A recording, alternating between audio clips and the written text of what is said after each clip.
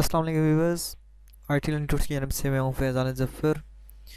तो यूट्यूब ने अपनी नई लेटेस्ट मोनेटाइजेशन पॉलिसी के हवाले से अपडेट दी है और ये अपडेट उन्होंने अपने 9 फरवरी के ब्लॉग के अंदर लिखी है।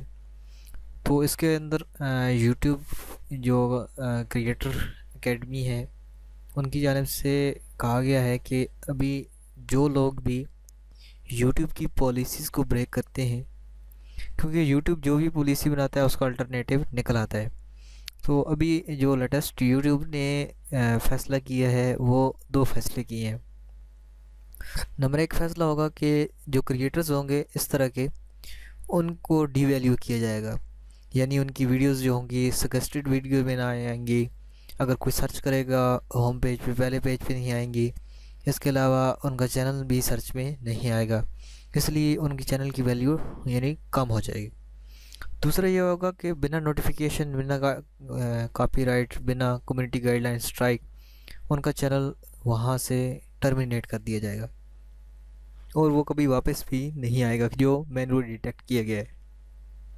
क्योंकि यूट्यूब का कहना है कि इसकी वजह से बहुत नुकसान हो रहा है एक उनके व्यूवर्स को, क्योंकि जो चीज़ व्यूवर्स सर्च करते हैं वो उन्हें नहीं मिलती, तो ज़ाहिर सी बात है वो एक दो वीडियो देखते हैं, दोनों में अगर नहीं मिलती तो वो फिर डिसहार्ट होते हैं।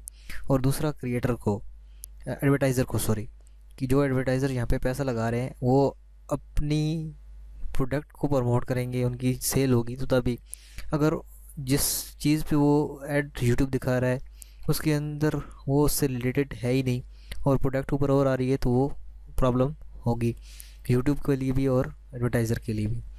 तो क्योंकि टारगेटेड ऑडियंस, जितने भी एडवर्टाइज़र होते हैं वो वहाँ पे टारगेटेड ऑडियंस सेलेक्ट करते हैं।